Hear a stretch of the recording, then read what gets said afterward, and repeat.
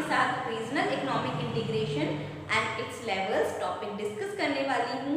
ये topic UGC NET paper 2 commerce के unit 1 business environment and international business का है। तो जब हम बात करते हैं रीजनल इकोनॉमिक इंटीग्रेशन की, तो इसको ट्रेड ब्लॉक भी कहा जाता है। तो रीजनल का मतलब क्या होता है? नेबरिंग।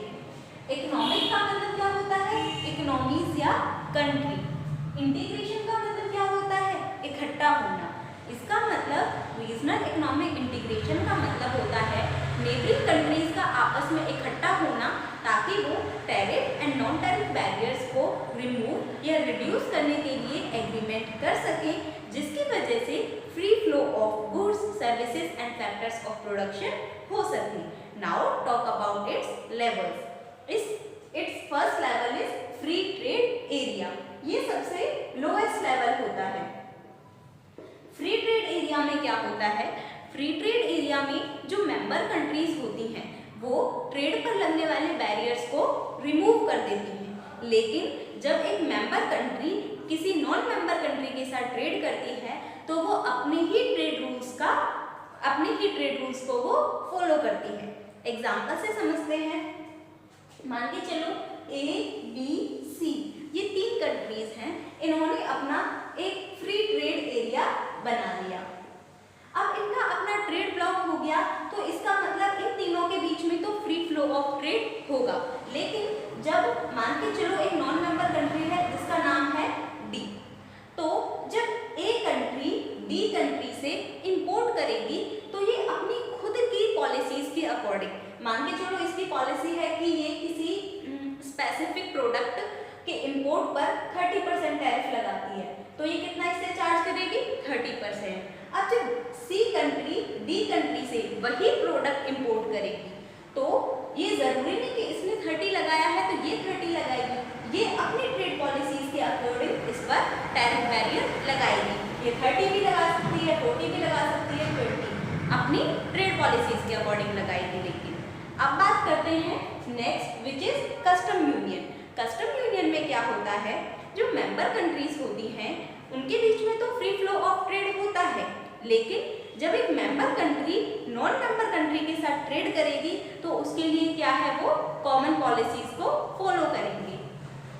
मान के चलो A, B, C इन्होंने जो ट्रेड ब्लॉक बनाया वो है कस्टम यूनियन।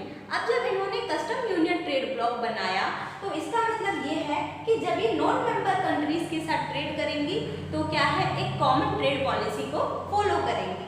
मान के चलो उन्होंने इस ट्रेड पॉलिसी के अंदर डिसाइड किया कि ये एक्सटर्नल मतलब एक नॉन मेंबर कंट्री के साथ ट्रेड करते टाइम 20% टैरिफ चार्ज करेगी। तो इसका मतलब क्या है? जब A B से इंपोर्ट करेगी उस प्रोडक्ट को जिसके लिए इन्होंने डिसाइड किया है 20% टैरिफ, तो क्या है? A 20% टैरिफ चार्ज करेगी। जब C D के साथ ट्रेड करेगी तो वो भी क्या करेगी? 20% टैरिफ चार्ज करेगी। Now talk about the next which is common market. Common market में क्या होता है? कॉमन मार्केट में जो कस्टम यूनियन है, कॉमन मार्केट में जो कस्टम यूनियन है उसके तो सारे फीचर्स होते ही हैं, लेकिन इसके साथ साथ free flow of labour and free flow of capital भी होता है। Okay, now talk about the next level which is economic union. Economic union में क्या होता है? कॉमन मार्केट के सारे फीचर्स होंगे, इसके साथ साथ इसमें कॉमन मार्केट के सारे फीचर्स होंगे, लेकिन इसमें जो कंट्रीज की जो इकोनॉमिक पॉलिसीज होती हैं उनको भी आपस में इंटीग्रेट किया जाता है। Now talk about the next level which is political union. Political union में क्या होता है? इकोनॉमिक यूनियन के सारे फीचर्स होते हैं, लेकिन इसमें जो कंट्रीज का पॉलिटिकल सिस्टम होता है उसको भी आपस में इंटीग्रेट किया जाता है।